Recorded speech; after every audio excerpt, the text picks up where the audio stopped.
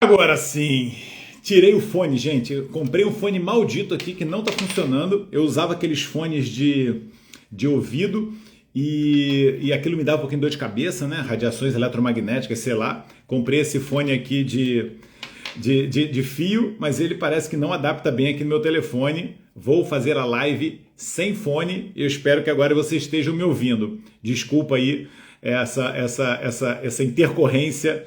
Boa noite, Ivete. Desculpa aí a mudança. Ah, pronto, agora temos aqui na live certinho, porque a outra vez a live ficou sem som e já deu uma confusão do caramba. Muita gente achou que não tinha som na live inteira e era só o iniciozinho da live. Mas como eu estava falando, olha, pontualmente aqui, às 20 horas do dia 11 de outubro, quem me conhece sabe que eu sou muito pontual e hoje estou aqui na clínica porque terminei as consultas agora à tarde e eu... Agora está impecável. Eu mudei um pouquinho meus horários de vida, então eu estava vendo que a atividade física, né, que é um hábito intransponível, né, de saúde, e eu estava ficando às vezes esquecida. Eu jogo basquete regularmente e jogo vôlei de praia no fim de semana, mas eu acho que o treino de força, né, a musculação, o treino em ginásio também faz parte de uma atividade física diversificada. E eu não estava conseguindo treinar no ginásio, gente, porque eu todo dia tinha uma coisa, tinha um jantar, tinha uma reunião, tinha uma live e tinha trabalho até tarde. Então o que eu fiz? Eu mudei um pouquinho meus horários e agora eu treino de manhã. Eu treino no início do dia e depois eu venho aqui para a clínica. Então acaba que hoje eu estou terminando as consultas um pouquinho mais tarde. Isto, gente, chama-se priorizar hábitos de vida saudáveis. Se é importante a atividade física, eu tenho que encaixar ela num horário da minha vida que dê para eu fazer. Deu para entender? É a mesma coisa com o sono, né? Eu tenho que fazer um relatório, mas o que é mais importante? É a sua qualidade do sono ou o relatório que você tem que fazer? É óbvio que o sono está em primeiro lugar, porque se você estiver dormindo mal, daqui a pouco você nem consegue mais fazer relatório, né? Porque a sua capacidade mental vai estar alterada. Então o que você tem que fazer?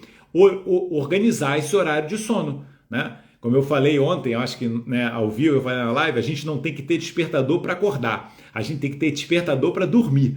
O despertador é importante para sinalizar a hora que a gente tem que ir para a cama, porque a partir do momento que você entende esse recado e você começa a dormir nas horas certas, você não vai precisar mais de despertador na sua vida, porque você vai acordar antes dele. Você vai ter todos os estágios e o tempo de sono necessário para um sono reparador. Tá bem? E isso é um hábito de vida, assim como atividade física. E aí eu agora estou treinando de manhã, saindo da clínica um pouquinho mais tarde. Então por isso que hoje uma live especial estou fazendo na minha clínica aqui em Aveiro, que eu já trabalho aqui, já atendo aqui, né? Montei essa clínica há mais de 20 anos. E para quem já conhece a minha clínica aqui, sabe do que eu estou falando. Bom, vamos responder as perguntas então aqui do MES. Começa com a pergunta da Joyce, que é da turma 12 do MES. A Joyce perguntou: olá, bom dia, doutor.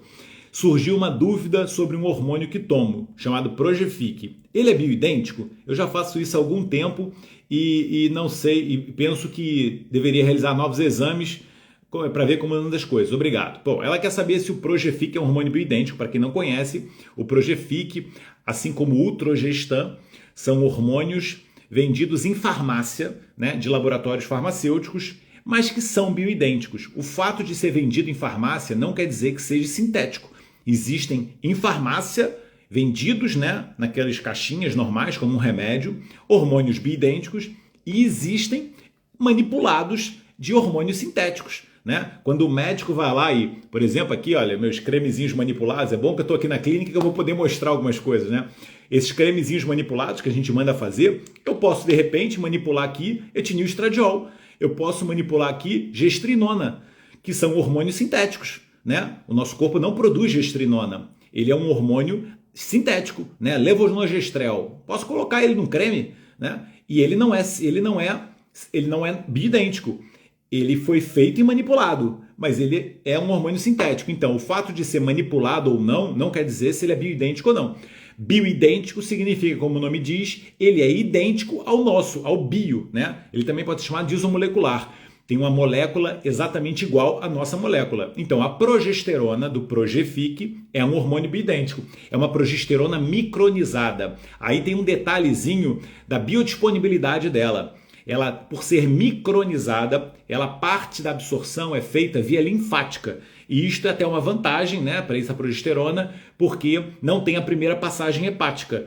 Então, é interessante a progesterona ter essa via de uma parte ser mais ou menos 40% via linfática e 60% passa pelo fígado, porque é interessante. Parte do efeito é da progesterona, parte do efeito é de um metabólito que acontece quando a progesterona passa pelo fígado, que é um metabólito que até ajuda muito a qualidade do sono. Então, a progesterona bioidêntica utilizada de farmácia é uma estratégia fantástica, né? Eu utilizo muitas vezes, também utilizo em cremes, e a progesterona bioidêntica, o Progefic, pode inclusive até ser usado intravaginal, tá bem? Então, lembrar e entender essa diferença, né? O bioidêntico pode ser de farmácia ou pode ser manipulado, o sintético também. O que diferencia é que um é muito similar ou igual ao nosso hormônio natural, e o outro é um químico hormonal, que vai ter um efeito no receptor, e aí depende do hormônio, aí depende do seu efeito, tá bem? Ficou a resposta aqui da Joyce. Tereza Duarte perguntou: bom dia, doutor Rodrigo, algum limite de peças de fruta por dia? Muito obrigado por tudo. Então, Tereza, quando a gente faz essa pergunta, né, para responder, primeiro, é assim, você não pode colocar, boa noite, tudo bom, Ana? Você não pode, olá, boa noite. Você não pode colocar as frutas todas no mesmo saco, né? Porque você está falando de frutas, você está falando de uma diversidade imensa, né? Por exemplo, tomate é uma fruta, então você está incluindo tomate aí nessa sua pergunta, etc. Quando você fala em fruta, né? Fruta é uma bênção, né? Uma dádiva da natureza, como eu falo, um alimento riquíssimo em fibras, fitoquímicos, vitaminas, minerais, água. Só que a fruta tem ali dentro dela uma substânciazinha que não é muito benéfica, o nosso corpo sabe metabolizar em pequenas quantidades. Quando começa a aumentar a quantidade, aí o corpo começa a ter dificuldade em ingerir aquilo, né? É o famoso, por exemplo, xarope de milho com alta concentração de frutose. Quando você toma um refrigerante, você está tomando frutose em alta concentração sem fibra. E isso não existe na natureza. Você, quando come uma fruta, você está comendo um pouquinho de frutose com muita fibra e muitos nutrientes, que o saldo é infinitamente positivo. Mas não quer dizer que agora você possa comer um cacho de banana, né, por dia, que isso vai te fazer bem. Não pelo excesso, não pela falta de diversidade e não pelo excesso de frutose, porque aí a gente está falando de uma fruta que tem grande concentração de frutose. Então, se por exemplo você quer comer, sei lá, 3 ou 4 abacates por dia, eu acho que é válido. Não é o objetivo de saúde de uma pessoa, né? Porque, como eu falei, a diversidade é fundamental na nossa alimentação. Mas pode-se comer. Agora, comer um cacho de banana, né? Banana, que olha, uma bananinha tão linda, altamente do ponto para comer, né? Deixei aqui para comer de sobremesa, acabei que nem comi. Comer um cacho de banana por dia não é saudável, porque você vai ter ali um excesso, né, de frutose, etc. Mas lembrar que fruta é um ingrediente que deve ser introduzido na nossa rotina todos os dias e de preferência em todas as refeições, tá? Mas lembra do princípio da diversidade. Então um dia você come uma maçã, outro dia você come uns frutos vermelhos, outro dia você come, numa refeição, você come um pêssego, na outra romã, agora está na época da romã, né? Então eu estou comendo romã todos os dias, né? Não vou dizer praticamente, porque na verdade são todos os dias. Pego romã no meu tio, compro romã na loja de produtos biológicos, ganho romã e eu saio comendo romã. Romã é uma dádiva, gente. Para quem não sabe, né, talvez se eu fizesse um top 5 de frutas, a romã seria um dos primeiros, né, junto com o limão, com o abacate, está naquela galera ali que tem infinitamente mais benefícios do que malefícios. Romã praticamente não tem frutose, você vê que é uma fruta que nem é muito doce, aquela semente da romã é riquíssima em ácidos. Um chama-se ácido elágico, o ácido elágico tem vários estudos mostrando que tem benefícios anticancro, o outro chama-se ácido púnico. O ácido púnico também tem uma série de estudos mostrando benefícios para o nosso corpo, né? Entre outros. Então, boa noite, tudo bom? Então, não deixem de comer nenhum tipo de fruta e agora nessa época aproveite as frutas sazonais e comam romã, que é uma das melhores. Eu fui agora há pouco tempo, fiz uma viagem, por acaso eu voltei da Jordânia uma semana antes de começar essa guerra maluca, né? O ser humano ele é muito louco mesmo, e lá eu tomei suco de romãs, eu até coloquei em stories várias vezes, porque lá na rua tem várias cabines que eles pegam romã, eles espremem assim, e embora seja um suco, né, como eu falei, a romã tem muito pouca frutose e naquele suco eles espremem junto as sementes, inclusive muitas vezes no suco cai muitas sementes, então você tem o óleo ali que equilibra um pouquinho a absorção naquele sumo, é um sumo que é válido e a gente tomar com certeza. Aí sempre existe um porém, né? A única ressalva em relação à utilização de frutas, e aí você tem que ter um pouquinho menos, né, de quantidade, né, um pouquinho mais de atenção na quantidade, são as pessoas com resistência insulínica. As pessoas que já estão com um quadro metabólico, né, aquela síndrome metabólica em que o fígado já está saturado, né, de açúcares e substâncias que estão atrapalhando o funcionamento metabólico do corpo, nessas pessoas a assimilação da frutose vai ser pior ainda. Né? A mesma coisa que você querer dar álcool para um indivíduo com uma cirrose, né? O fígado que faz a metabolização, cirrótico, não consegue metabolizar direito, e aí aquele álcool vai ficar circulando no corpo daquela pessoa com muito maior intensidade. Então, uma pessoa com resistência insulínica, síndrome metabólica, gordura no fígado, né? Aquelas características da síndrome metabólica, né? Se a pessoa está com muito excesso de peso, essa pessoa, numa fase inicial, enquanto ela não corrigiu esse processo, tem que ter muita atenção às frutas com alta concentração de frutose. Não é para tirar da vida, mas essas pessoas têm que ter um pouquinho mais de restrição, tá bem? Agora, eu, por exemplo, tenho um fígado super saudável, minha gordura visceral na balança marca 2, quando eu faço ecografia quase que não dá para distinguir onde é o pâncreas e onde é o fígado e onde é o baço, de tão pouca quantidade de gordura que eu tenho intravisceral. Eu posso comer fruta, eu como diariamente e como bastante, que fruta é uma maravilha. O que não entra nesse corpício aqui é açúcar adicionado de nada. Não tem nada nessa vida que eu como com açúcar adicionado, né? Porque isso eu sei que me faz mal. Nada, não vou dizer, né? Mas a grande maioria das coisas que eu como não tem açúcar adicionado. E a Natércia, por fim, perguntou: doutor, bom dia, família Messi. Gostaria de perguntar durante quanto tempo posso tomar o magnésio citrato? Então, Natércia, essa pergunta é o seguinte: o magnésio citrato, né? O magnésio vem num sal, o citrato, que é um sal que não tem boa biodisponibilidade para a absorção do magnésio. Então, quando a gente utiliza o magnésio citrato numa fórmula, sozinho ou isolado com outro magnésio, é pela função intestinal. Por não ser bem absorvido, o magnésio ele vai ter muito efeito ali na luz intestinal para ajudar o seu intestino a funcionar melhor. Então, o magnésio citrato é uma indicação de pessoas que têm obstipação intestinal. Se você está com o seu intestino funcionando mal, a primeira coisa que você deve utilizar é um suplemento de magnésio citrato, ou então um psyllium da vida, que são duas coisas que têm muitos benefícios e não tem malefício. O pior que pode acontecer é você absorver a maioria e faz o efeito do magnésio no seu corpo, né? E o psyllium é uma fibra. É muito melhor do que laxantes osmóticos, que a primeira opção de uma pessoa que está com prisão de intestino, e às vezes o médico prescreve isso, ou vou prescrever Sene, né? Vou prescrever Macrogol, substâncias químicas. Pelo amor de Deus, gente, você primeiro passa... Olá, Paulinha. Bastante atrasada, hein, Paulinha? Você me conhece, sabe que eu sou pontual. Ah, Luizinha chegando agora também. Como é que é possível isso, vocês? Por acaso, hoje teve um probleminha. Eu recomecei a live, comecei ela 2 vezes. Então, eu comecei 8h02. Mas a primeira tinha sido 8 horas em ponto. Então, gente, se você não tem problema no intestino, não tem lógica você utilizar a forma citrato do magnésio, né? Aí você usa as outras fórmulas que eu já expliquei várias vezes também. Magnésio malato, quem faz muita atividade física, tomar durante a manhã. Olá, beijinho, Mori. O magnésio glicina à noite. O magnésio glicina ele ajuda muito no relaxamento, junto com o magnésio inositol. O magnésio treonato, se você quer uma função cerebral, né, otimizar a função cerebral. Aquelas pessoas que têm mais cãibra, o magnésio malato é o ideal, né, ou o magnésio chamado dimalato, mas o magnésio citrato você utiliza se tiver um componente de obstipação intestinal. Tá bem? Deu para entender? Então esse é o tempo que você tem que usar. À medida que o seu intestino for corrigindo, você já não precisa usar mais.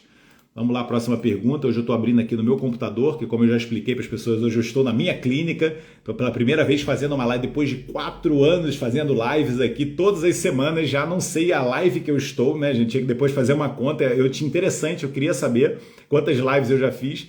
Mas você imagina, 4 anos falando sem parar durante mais de 1 hora. Quanta besteira eu já não devo ter falado. Aqui a próxima pergunta, eu acho que é essa, né? Estou fazendo tudo direitinho, até perdi 14. Vamos lá. Ana Paula perguntou: bom dia, doutor Rodrigo. Gostaria de entender o seguinte. Pesei-me num dia à noite e eu tinha 67 quilos.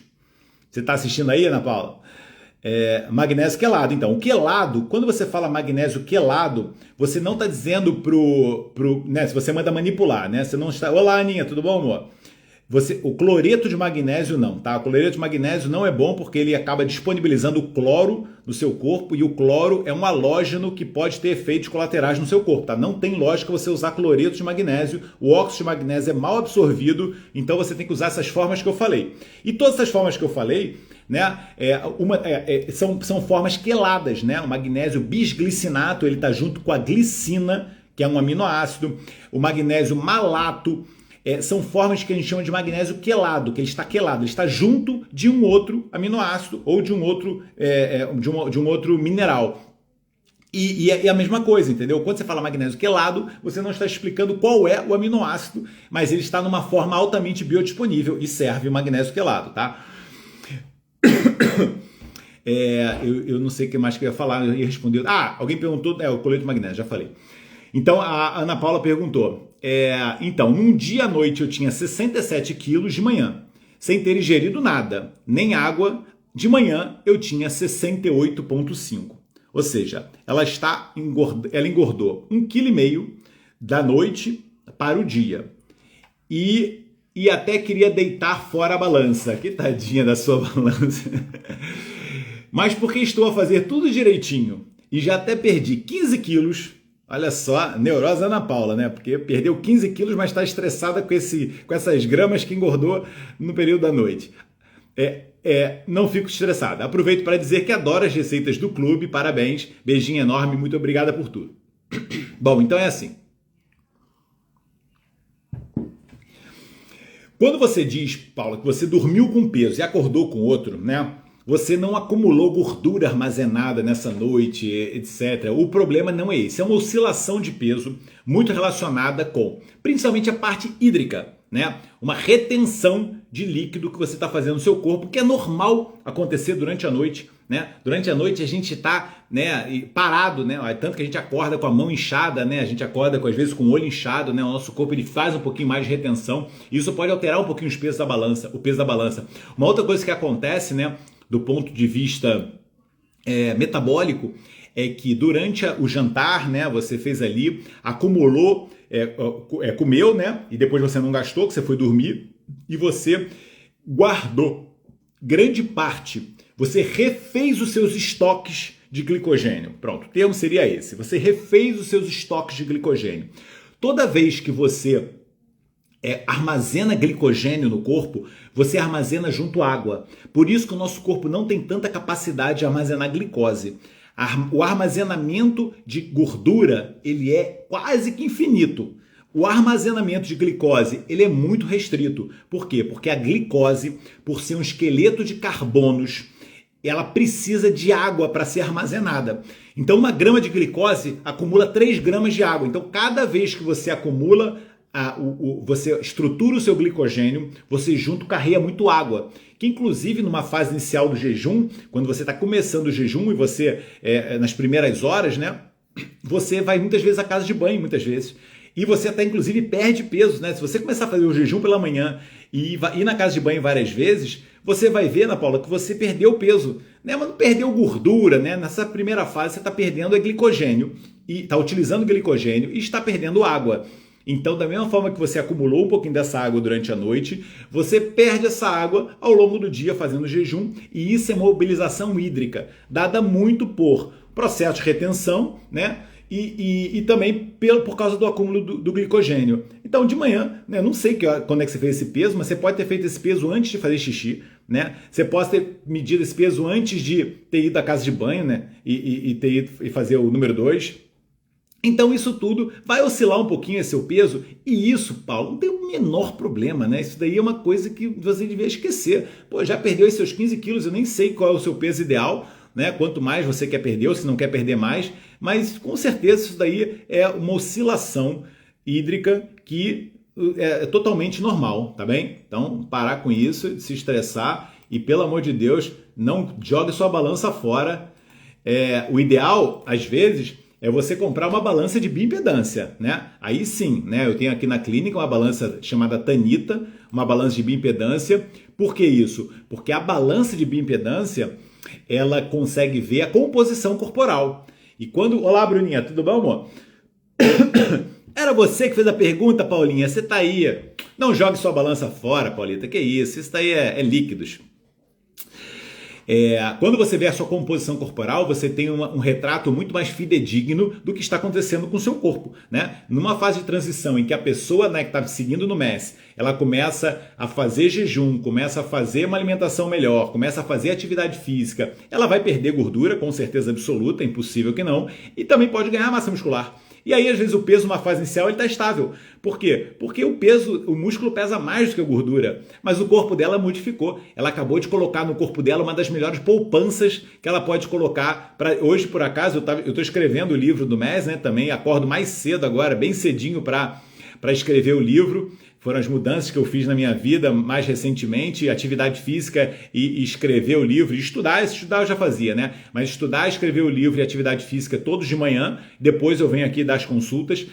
E hoje eu estava escrevendo sobre isso que eu estou a falar agora, né? Que quando a gente fala em atividade física, né? Num capítulo que eu estou a falar sobre atividade física e emagrecimento, mas a gente tem que lembrar que muito mais importante do que a perda de peso, a atividade física, gente, é a melhor poupança que a gente pode fazer para o nosso futuro, né? Não adianta aquele velhinho cheio de dinheiro no banco, acamado numa cama de hospital, porque não tem força no músculo para sair da cama. Precisa de um andador e precisa de alguém para ajudar ele. A gente tem que fazer a nossa economia muscular todos os dias indo para o ginásio. E aí sim você vai ser igual aquele velhinho de Okinawa com 100 anos, ele está lá no campo carregando lenha e aquilo dali é fantástico.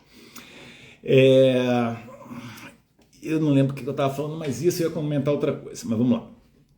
Patrícia Rezende perguntou: bom dia, doutor. Gostaria de saber se one meal a day eu posso comer, se no one meal a day, né, aquela estratégia de one meal a day, só uma refeição por dia, é o jejum que a gente chama de jejum de 24 horas. Então ela quer saber se eu posso comer só um grande prato de sopa ou em vez de sopa uma salada. Se tal não tem interferência alguma nos órgãos. Muito grata. Eu não entendi o que você quis dizer com essa interferência nos órgãos, mas eu acho que você quis dizer se isso é anti-age ao mais alto nível, não é isso, Aninha? Exatamente, o MES é isso.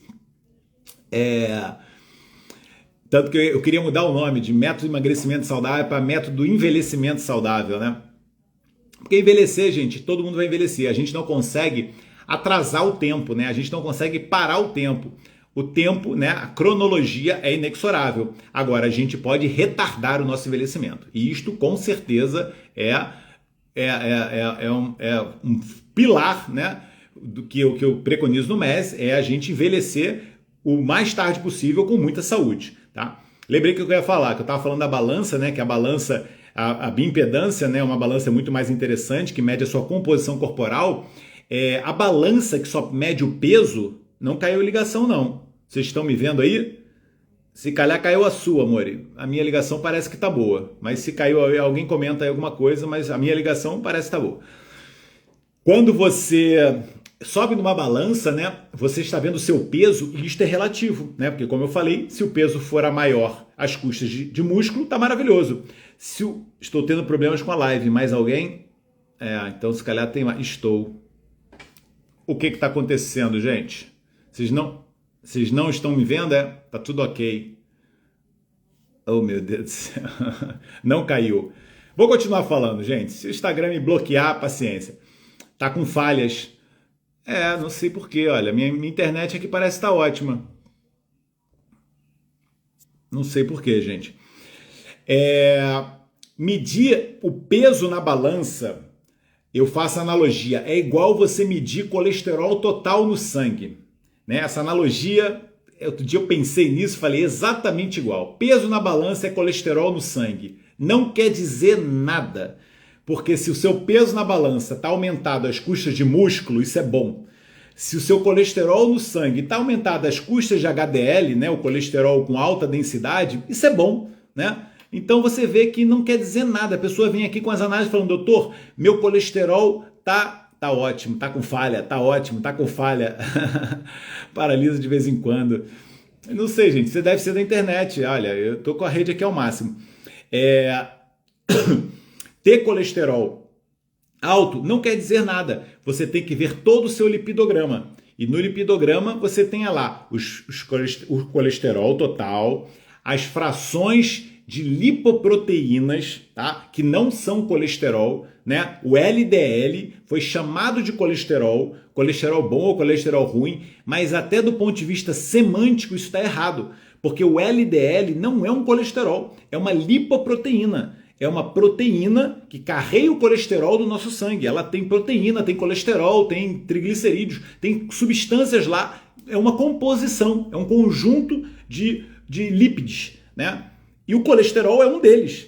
Então é errado chamar LDL de colesterol. E aí chamaram de colesterol ruim para colocar um vilão para dar remédio. É basicamente isso, né? Então quando você vê seu colesterol total, não quer dizer nada. Você tem que ver suas frações lipídicas e também o triglicerídeo. A partir daí, você faz uma avaliação, alguns cálculos para ver seu risco cardiovascular. E aí sim você tem que ver qual a estratégia você tem que tomar. Não é tão linear como a indústria farmacêutica quer que aconteça, né? Que você vê um colesterol alto no sangue, sai dando remédio para todo mundo, né? E como se não houvesse amanhã. E isto é o objetivo da indústria de vender remédio, eu não tenho a menor dúvida disso. As guidelines que saem e a formatação, né, que fazem com médicos é uma coisa que não tem lógica nenhuma, porque o colesterol ele é um biomarcador de alguma alteração no corpo, né? Quando ele está aumentado, você tem que avaliar o que está acontecendo. E se uma pessoa tem uma alteração das lipoproteínas, ela pode ter um risco cardíaco e aí precisaria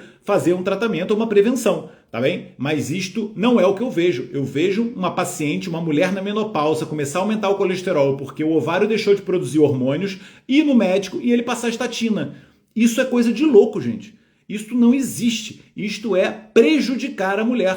Infelizmente, isto é iatrogenia. Uma mulher que está com colesterol alto porque teve baixa dos hormônios, o corpo está tentando ajudar, aumentando a produção do substrato e vai lá o médico e dá um remédio para o colesterol para ela. Isto é iatrogenia médica e infelizmente é feita. Graças a Deus, não por todos os colegas, se calhar a minoria dos colegas, mas isso existe. Depende da suplementação, Irene. Claro que pode, né? Depende da suplementação. Muitas vezes você está tomando um suplemento e nem é do suplemento, é do recipiente que esse suplemento leva. Vou dar um exemplo, né? Aqueles polivitamínicos Centrums da vida, muitos têm lactose.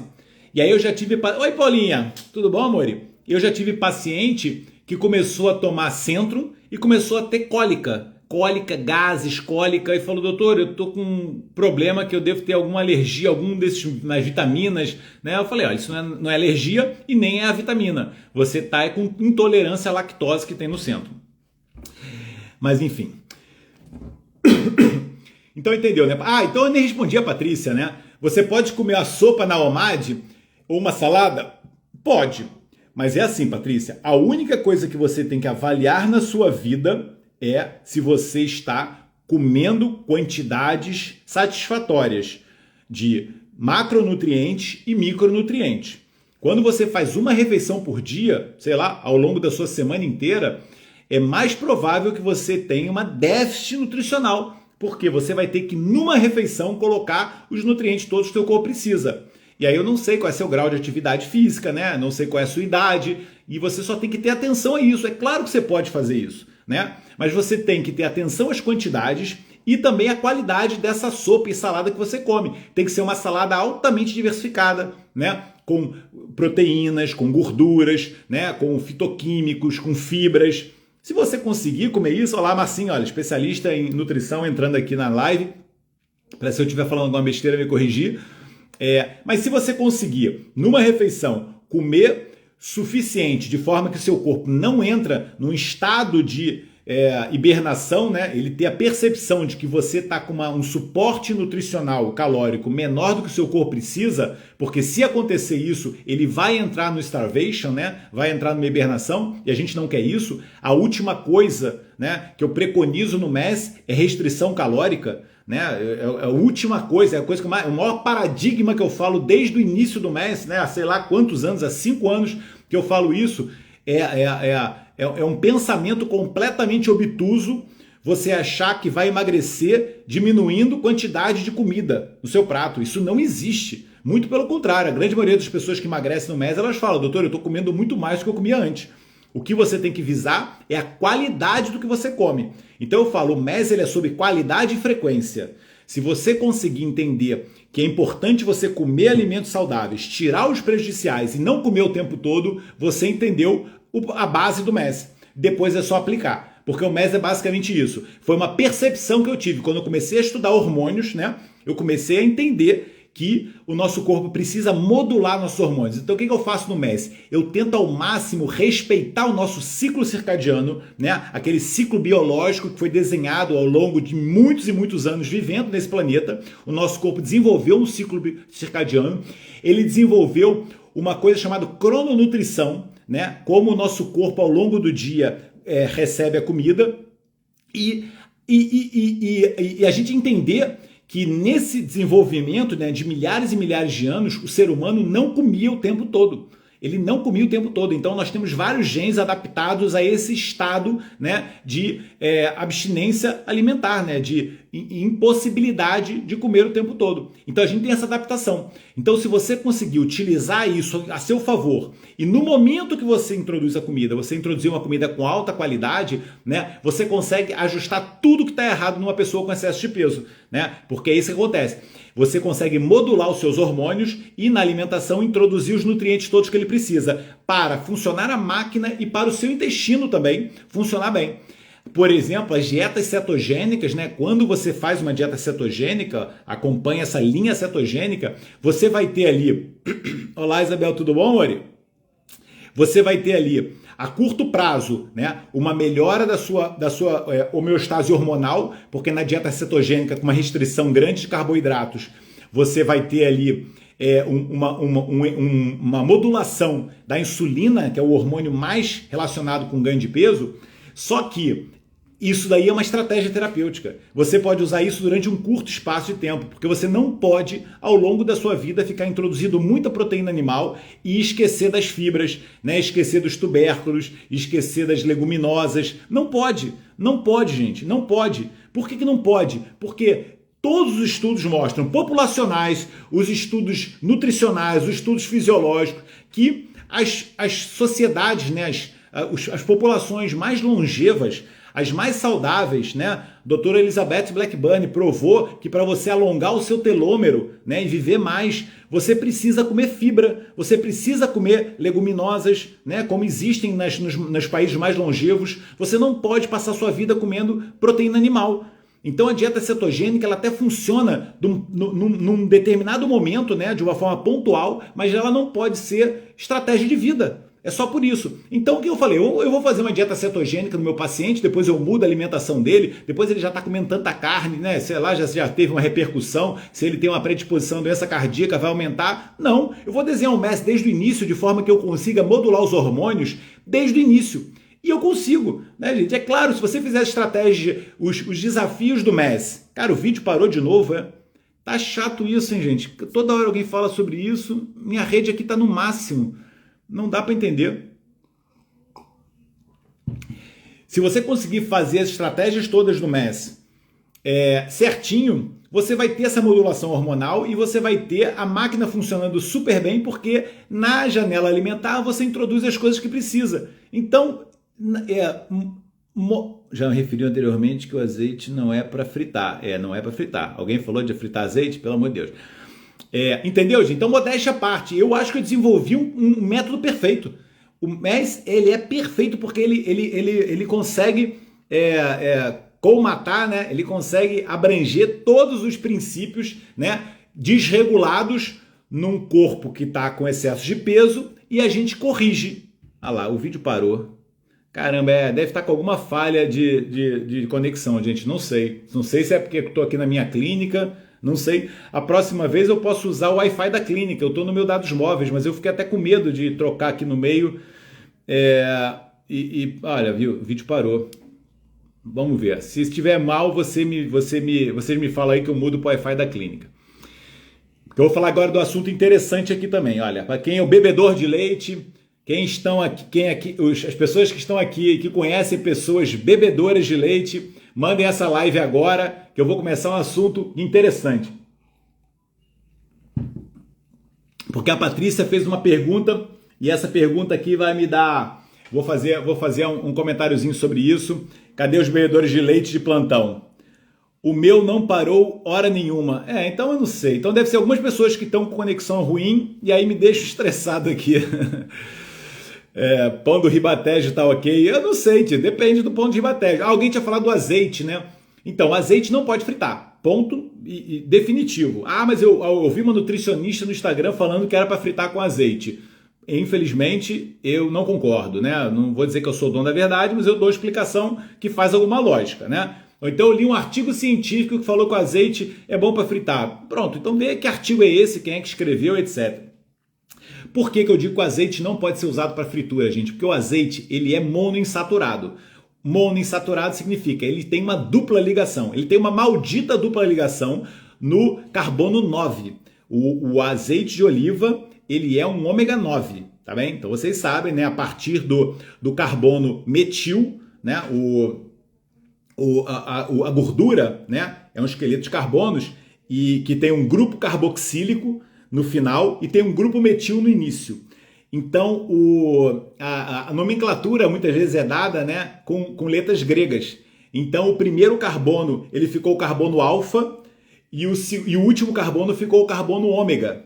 Então, quando você conta do último carbono, né, a dupla ligação, esse é o nome da gordura. Então, o ômega 3 é a gordura que tem a primeira dupla ligação no terceiro carbono, contada a partir do grupo metil, o grupo ômega. Então é um ômega 3, entendeu? Então lembre sempre, é o ômega alfa, né? A primeira letra do alfabeto é alfa, a última letra do alfabeto é ômega. Então na estrutura do carbono, da gordura, os carbonos, quando vem os carbonos. Então o ácido oleico é o ômega 9, né? Existe um ácido chamado ácido palmitoleico, e o ácido palmitoleico é chamado ômega 7. Agora, dou um prêmio se alguém escrever agora qual é o alimento da natureza que mais tem ômega 7.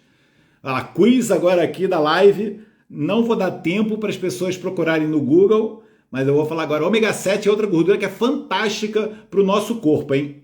Ninguém? Dou-lhe uma, dou-lhe duas. Gordura altamente saudável. Doutor, deve ser encadenado, é ótimo. Ninguém respondeu, eu vou falar. Ômega 7, ácido palmitoleico, não é quase, olha de palma, não é. Macadâmia, gente, é macadâmia que as pessoas não comem porque acham que engorda, porque é mal para a saúde, não é o coco também não. É a macadâmia, aquela coisinha que as pessoas só comem, não é o palmito. Se a gente tivesse acertado, ia dar uma caneca do mês, ali ia dar. Volta e meia agora, quando eu fizer aqui na clínica as lives, eu vou fazer alguns quiz, tá bem? Eu vou fazer algumas perguntinhas ao vivo aqui que me venham na cabeça e as aprender agora. O ômega 7 é uma gordura fantástica, não é muito falada, né? Porque se calhar não tem suplemento. O ômega 7, o ácido palmitoleico, tem alta concentração numa oleaginosa que as pessoas não comem, que é excelente para a saúde, que se chama-se macadâmia, tá? Quem conhece macadâmia só conhece da porcaria do Häagen-Dazs, né? Que é o gelado cheio de açúcar, que é a macadâmia um pouco cara mesmo, é verdade. É uma pena, esse é o único problema da macadâmia, né? Porque é fantástica para a saúde, não engorda e é super saudável. Mas de vez em quando eu vou fazer uns quiz, tá bem, gente? Só para vocês que participam da live aqui comigo, merecem, né? Todo mundo aqui sabe que a live fica guardada, né? Então eu poderia falar assim, não vou ficar assistindo ele agora não, assisto depois, mas estão aqui comigo, então eu vou passar a fazer mais quiz a partir de hoje. Se tiver sempre aqui na clínica eu faço. Nem sabia que existia. Eu também, a macadâmia é maravilhosa, né? Uma delícia. Podem comer macadâmia, gente. Macadâmia é bom para saúde. Se alguém falar para vocês que macadâmia engorda, pelo amor de Deus, isso daí é para quem não sabe fisiologia. Para já você não absorve todas as calorias da macadâmia, tá bem? Quando você come uma oleaginosa, parte das calorias da oleaginosa, elas vão para as bactérias do seu intestino e parte vão pelas fezes. Eu ainda não falei do leite. A Loyola tá tensa aqui, que eu já vi que ela gosta de beber leite. Então, a pergunta de leite que eu vou responder, falar sobre leite, não vou ficar só falando sobre leite, né? Senão acaba essa live hoje. Mas a Patrícia fez uma pergunta interessante. Eu vi aqui, olha, se o queijo alume, se você... Não, Ah, ela botou 3 pontinhos, a pergunta ficou minha. Doutor, eu posso comer o queijo alume? Mais ou menos isso. Se o queijo alume se pode comer? Ela perguntou assim. Então, para quem não sabe, queijo alume é um queijo feito com leite de cabra e leite de ovelha. Então, é uma grande diferença que faz muitas pessoas, né, poderem utilizar o queijo alume, o leite de cabra, o queijo de cabra, a mussarela de búfalo, né? Por que muita gente fala, doutor, eu não posso tomar leite, eu me sinto muito mal o iogurte? Macadâmia é macadâmia. Mas quando eu tomo, quando eu como uma salada de queijo de... Outro dia um paciente me falou isso, doutor, eu estou no meu ginásio, lá eles fazem uma salada com mussarela de búfalo e eu me sinto bem. E eu não posso tomar leite. Por que eu não me sinto bem? Aí eu expliquei para ela que isto tem a ver com a caseína do leite, né? Então, o leite, para quem não sabe, ele tem 2 proteínas principais, né? 80% do leite é a caseína e 20% é a proteína do soro do leite, é onde se faz o whey protein. Então, a caseína do leite, existem vários tipos de caseína. Também, você vê que é igual a gordura, né? Eles colocam muito isso, né? É igual a gordura também é chamado com letras gregas. Então, a caseína tem a caseína alfa, a caseína beta, a caseína kappa. E elas têm características diferentes. Das caseínas, a que tem maior concentração é a beta-caseína. Beta-caseína. E das betas-caseínas existem subtipos. Então, essa é uma coisa de bioquímica do leite, é complexo, né? Mas é um alimento complexo, exatamente, a Aninha já sabe. Existem os subtipos A1, A2, A3 e outros, né? Os mais estudados são o subtipo A1 e o subtipo A2. Então, no leite antigo, no leite de cabra, no leite de ovelha, no leite de búfalo, sei lá, deve ser também no leite de camelo, aí eu já estou chutando, né? No leite de avestruz. Leite de avestruz? Que idiotice, porra. Eu ia falar ovo de avestruz. Então, no leite de camelo, existe uma maior concentração da caseína beta-A2. Enquanto que no leite de vaca recente, muito se diz por mutações genéticas, e eu acredito que com o dedinho humano, né? Porque é igual que eu falo do trigo, né? Existiu o processamento, a hibridização do trigo na década de 70 e este alimento que era saudável deixou de ser. O problema de trigo já foi descrito mais de 300 mil vezes aqui em lives, e para quem é do clube, né? A próxima aula do clube, que seria dia 12, agora vai ser dia 19, tive que fazer uma mudança. É sempre uma quinta-feira do mês, e a próxima aula do clube eu vou falar tudo sobre pão, né? Quais os motivos pelos quais a gente não pode comer, quais os pães que a gente pode comer, quais as alternativas aos pães, que também são gostosos, etc. Lá no clube a gente fala em receitas, né? Eu vou falar sobre pão. E o que aconteceu com o pão aconteceu com o leite. Houve uma mudança, mutações genéticas, alterações climáticas, e que fizeram que o leite atual tenha muito maior concentração, dizem entre 4 a 5 vezes mais concentrações da caseína beta-A1. E a caseína beta-1, que na verdade, gente, você vê, né? A caseína é uma molécula, é um polipeptídeo, né? É uma proteína, então é um conjunto de aminoácidos, um polipeptídeo, e que a caseína 1 para a caseína 2 existe a mudança de um aminoácido. É um aminoácido que modifica na molécula e que faz toda a diferença em relação à formação de substâncias no nosso corpo que fazem prejudiciais ou não. Então existe uma mudança de um aminoácido chamado histidina para prolina. Troca a prolina pela histidina e a cadeia fica diferente. Então você fica com uma assimilação pior, né? Na beta-caseína A1, que existe em grande concentração no leite de vaca, e as pessoas se tornam intolerantes. Então, quando a Patrícia pergunta do queijo alume, ela tá perguntando de um queijo feito com leite de ovelha e cabra, e normalmente as pessoas assimilam melhor esse leite. Não quer dizer que todo mundo vai se sentir bem, porque muitas vezes as pessoas atribuem sempre a lactose, né? Meu problema é com lactose. E aí, na grande maioria das vezes, tomam leite sem lactose e continuam com os sintomas todos. É da beta-caseomorfina. Na verdade, porque a beta-caseína 1, ela se transforma numa substância chamada beta-caseomorfina 7. Este é o vilão. Beta-caseomorfina 7. Vocês colocam isso no Google e vocês vão ver o impacto que ele tem no nosso corpo. Tá bem? Que isso é uma transformação única, exclusivamente da beta-caseomorfina A1. Então, muitas vezes, mas é o que eu estava falando. Então, muitas vezes a pessoa toma o leite de cabra e fala, doutor, mas eu tenho inchaço. Aí pode ser por uma desbiose, pode ser por uma intolerância à lactose. Porque aqui a gente está falando da proteína do leite, não do açúcar do leite. Se o problema for com o açúcar do leite, aí você não vai poder tomar mesmo. Agora, se o problema for a proteína do leite, se o seu caso é uma congestão nasal, é uma alergia, etc., e você faz a experiência, tira o leite de vaca, porque esse, gente, infelizmente, né, não dá. É o pior do tempo de hoje, porque ele teve essa mutação genética e as pessoas não toleram bem esse excesso de beta-caseína 1. E se você troca o leite, você se sente melhor, de repente é uma alternativa. Você tem que fazer uma experiência no seu corpo, né? Quem sou eu para dizer? Teste de, eu já fiz um teste de intolerância à lactose e deu negativo. Isso não quer dizer nada. Faça o teste em você, veja como você reage. Se você começa a comer mussarela de búfalo e você tá ótimo, tá sentindo bem, etc., provavelmente o seu problema era com a beta-caseomorfina 7 e você agora tá bem.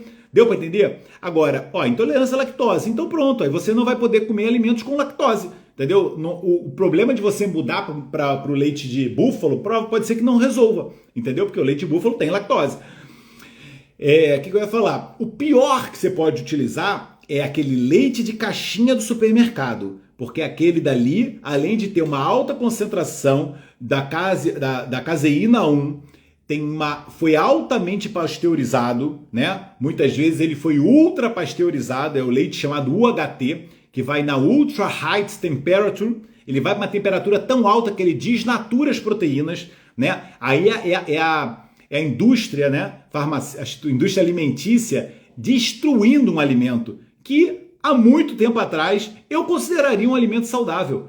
Eu não sou médico daqueles anti-leite, anti-glúten, anti-não sei o quê. A gente tem que analisar o que aconteceu, né? Por que as nossas avós faziam esse tipo de alimentação e nunca tinha ouvido falar em glúten, em caseomorfina, etc. O alimento foi processado, o alimento foi modificado. Então, se a gente conseguir entender o que está acontecendo e conseguir resgatar uma alimentação mais artesanal e etc., eu acho que pode ser utilizado. Iogurte de queijo de cabra bio. Ana Paula está perguntando. Paulinha do meu coração. Claro que pode. Agora, você tem que avaliar se você responde bem a isso, entendeu? Porque tem pessoas que têm uma sensibilidade muito grande ao leite. E outra coisa que vocês têm que lembrar, que aí é um outro detalhe, aqui a gente está falando de intolerâncias, né? Se você tem intolerância ao alimento, etc. A outra coisa que você tem que lembrar é, eu tomo leite como bebo água e eu sou uma mulher estrogênica, né? Eu já tenho um corpo com uma tendência proliferativa e o leite é um fator de crescimento, né? Ele é feito para crescer o bezerro. É para você ficar tomando leite de qualquer espécie animal que não seja o leite materno quando você era criança? Não, né? Você tem que tomar o leite de uma forma muito moderada. Travou de novo? Para assistir ao clube tendo que estar inscritos. É óbvio, né? Tem que estar no clube. Você vai receber um link do Zoom e aí você participa da aula. Deu para entender isso, gente, da caseína? Eu acho que deu, né? Expliquei de uma forma rápida, mas eu falei alguns nomes assim, às vezes complicados, eu peço desculpa, mas era só para responder a pergunta da Patrícia. E vamos lá, senão não termina essa live hoje, gente. Faltam 10 minutos, cara, ainda falta pergunta pra caramba. Vamos lá. Então, por que não está abrindo aqui?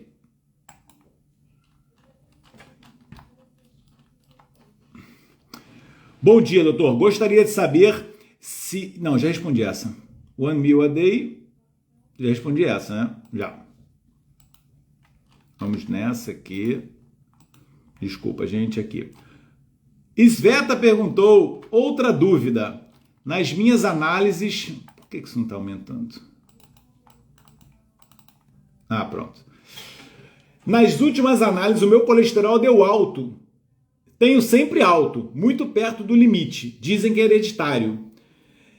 Estava 273 o total e o mal a 187. Realmente o Svete está alto, tá? As contas que ensinou a fazer, os triglicerídeos estavam 100. Pronto, seu triglicerídeo está bom. Tá no limite, né? Bom, tá no limite do bom. Não sabe, e não sai ao meu favor. Visto que faço MES e OMADSE 6 vezes por semana, e que só 20% do colesterol é relacionado com a alimentação, gostava de saber o que se passa. TSH, FSH, cortisol, estradiol, DHA eram valores normais. Pronto, é assim. Mais uma vez é o que eu falei. Valor normal não é referência de laboratório. Tá bem, Svete? Se você quiser, você que é uma linda, depois eu posso até dar uma olhadinha nas suas análises para dizer se os seus valores estão mesmo normais. Eu quase que tenho certeza absoluta que não estão. Mesmo você tendo uma predisposição familiar à dislipidemia, tá? Que não me parece aqui pelas suas análises, com triglicerídeo assim tão baixo, eu acredito que você esteja sim com uma desregulação hormonal. E essas suas análises não estejam normais, tá bem? Elas estejam em valores de referência laboratorial, mas não os normais. Você tem que colocar esses níveis ótimos para esse seu colesterol baixar. Depois aqui, inclusive, olha lá a Dianinha chegando no final da live para variar. Isto é que vai dizer que estava treinando. Mas aí depois eu posso ver, tá bem? Agora, segundo as referências, Sveta. Pois mas as referências não querem dizer nada. Você vai me dizer que a sua insulina está normal, aí você vai ver nas suas análises, a insulina está lá entre 5 a 25. Né? Aí sua insulina está 24. Insulina 24 é um estado de pré-diabetes. Só que está dentro do intervalo de referência, porque o intervalo de referência é a média populacional daquele laboratório. Entendeu? Então isso não é normalidade, isso é normalidade estatística. Você está dentro da média. E a média das pessoas hoje estão doentes.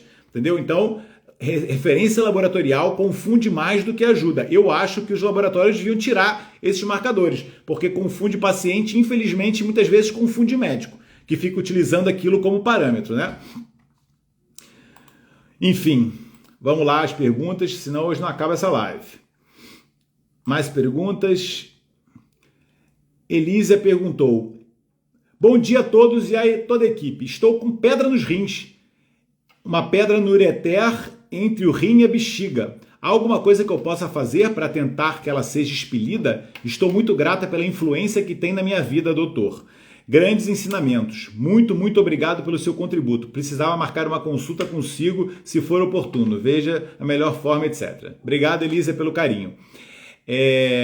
Então, vou te dar uma receita muito simples, muito rápida para prevenir, principalmente, e para possivelmente melhorar um quadro de litíase renal. A litíase renal, na grande maioria dos quadros, tá? Ela se dá por uma pedra de oxalato de cálcio. Tá bem? Muitas vezes pode ser uma pedra de ácido úrico.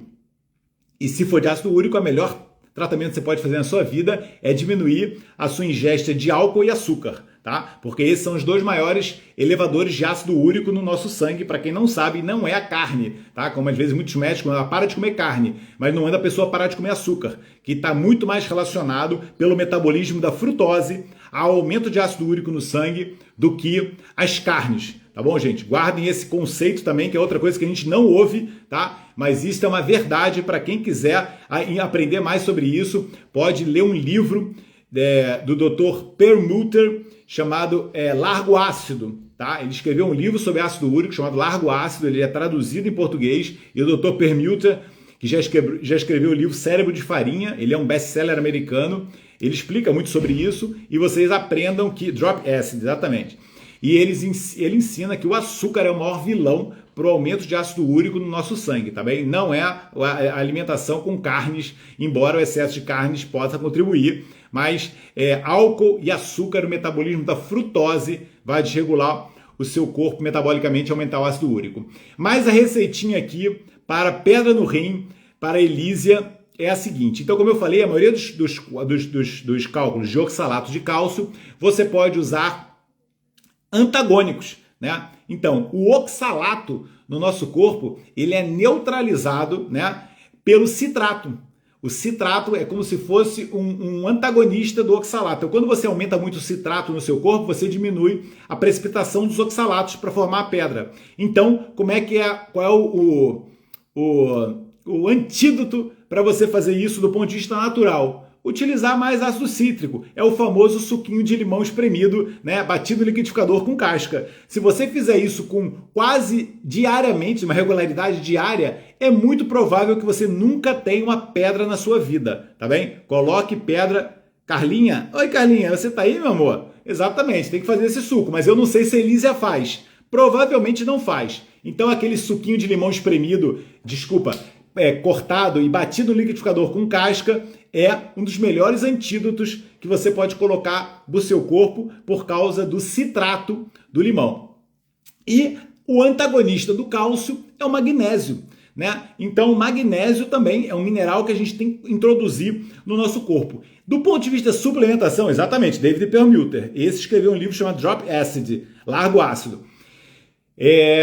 Então, uma das melhores formas de você suplementar para prevenir uma pedra nos rins é você fazer o magnésio citrato que eu expliquei. Embora o magnésio citrato que você vai tomar via oral, ele não vai ter uma alta biodisponibilidade para depois entrar no seu sangue e ser eliminado pela urina, porque aí sim no trato urinário que ia ajudar nesse processo. Então quando você toma o citrato, eu falei isso no início da live, olha, por coincidência agora no final da live estamos falando exatamente a mesma coisa. O magnésio citrato ele não tem uma boa biodisponibilidade, então ele não é absorvido facilmente, então ele não serviria como suplemento para a pedra no rim, mas ele pode ser utilizado, ele pode ajudar pelo pouco que a gente absorve, mas a melhor suplementação que você poderia fazer era o suco de limão, né, batido no liquidificador, ou então o suco verde, porque o suco verde, espremido um limão no suco verde, você teria o citrato do suco verde, né, do limão, e o magnésio da clorofila, né? Para quem não sabe, a maior fonte de magnésio da nossa alimentação são os verdes.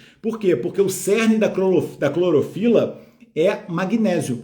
A clorofila é uma molécula quaternária, que no ser humano, né, o carreamento do oxigênio é feito pela hemoglobina, que tem o ferro na estrutura central. Por isso que o nosso sangue é vermelho.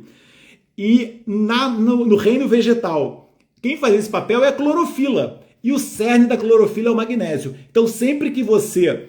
Eduardo, olha, conseguiu barrar a Diana e chegar realmente a 1 minuto de acabar a live. Vocês estão... existe aqui na live, né? Isso já está acontecendo há muito tempo, né? Nós, com 5 anos de live, a gente já tem algumas figuras. Sempre quem entra no início da live é a Sveta, né? Muitas vezes entra a Zélia também no início da live, às vezes a Aninha também estava entrando.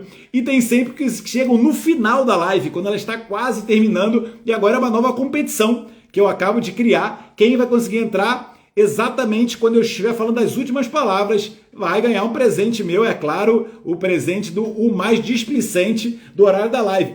Eu cheguei, mudei o horário da live, já tem mais de um ano, Eduardo, não vem com desculpa não. Eu aqui às 8 em ponto estava começando a live, hoje deu até um probleminha de áudio, então eu comecei de novo a live, 8:02, mas 8 em ponto estava começando. Eu sei por que era, gente, porque hoje, para quem não assistiu desde o início, eu estou pela primeira vez nesses 5 anos quase, fazendo live da minha clínica. Hoje eu estou aqui, terminei as consultas tarde, não deu tempo de ir para casa, fiz as lives, estou fazendo a live aqui da clínica. E aqui do lado da minha clínica, que é no edifício Vera Cruz, em Aveiro, tem a igreja da Vera Cruz. Então, quando eu comecei a live, foi interessante que aconteceu uma coisa que nunca tinha acontecido. Eu, quando ia clicar no botãozinho para começar a live, tocou o sino da igreja.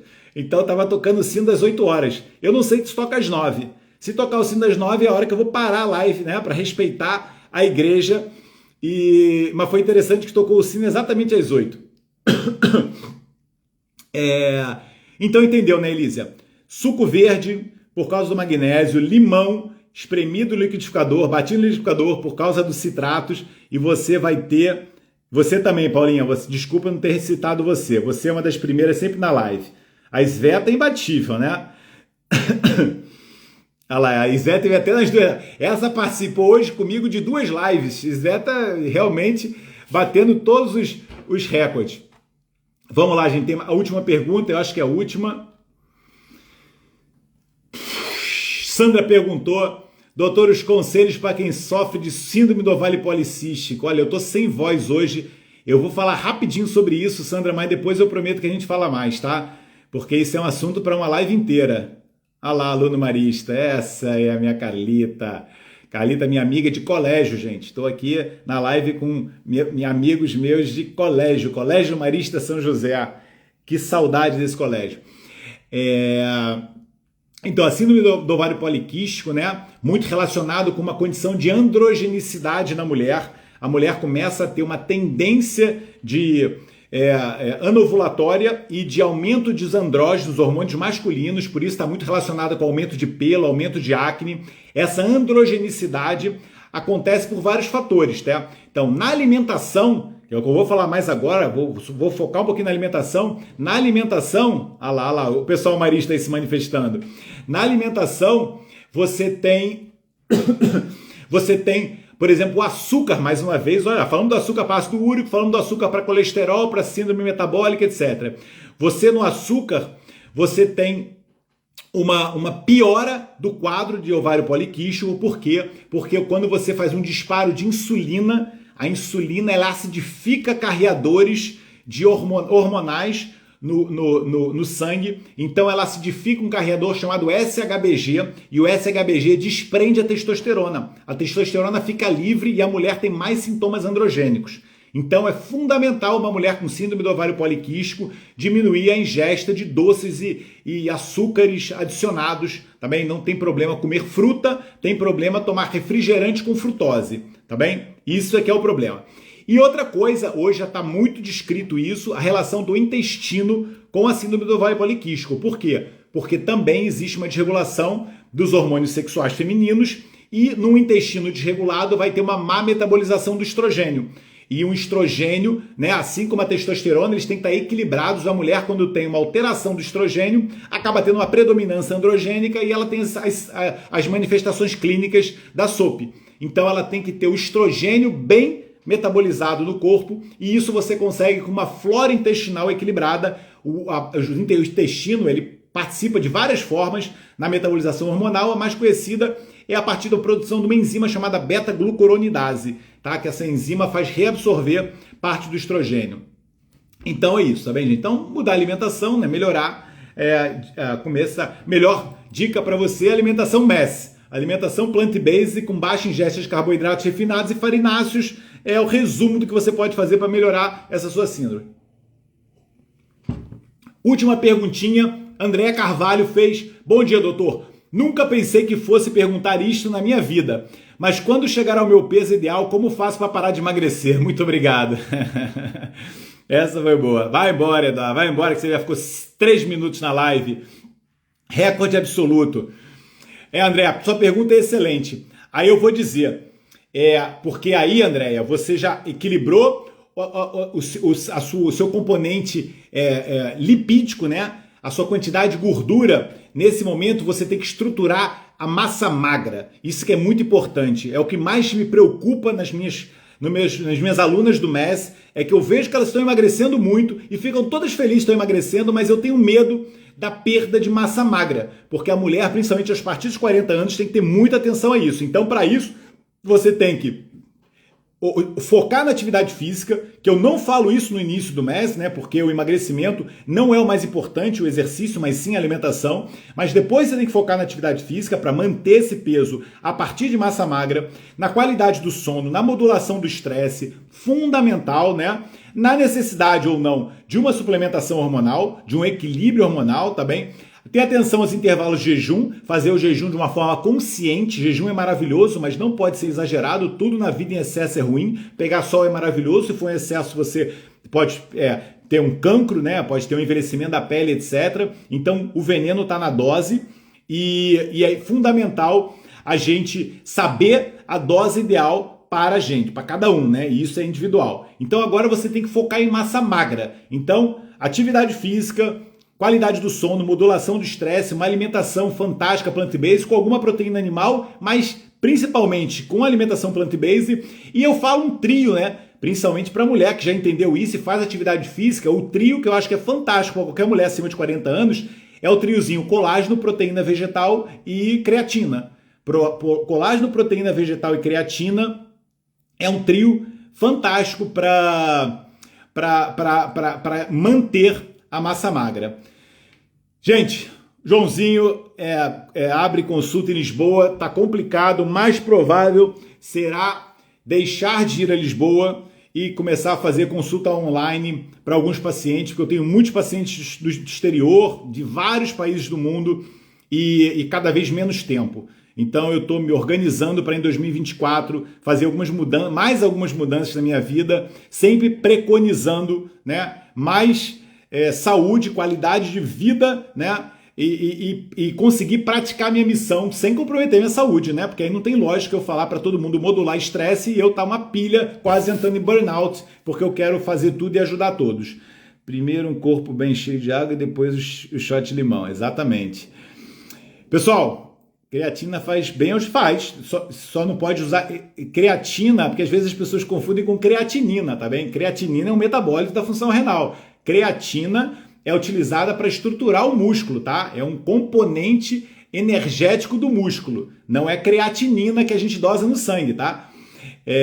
Pode utilizar sim, não deve utilizar em altas concentrações, tá? Não é porque quanto melhor, mais, não é assim. Você toma entre 2 a 5 gramas por dia.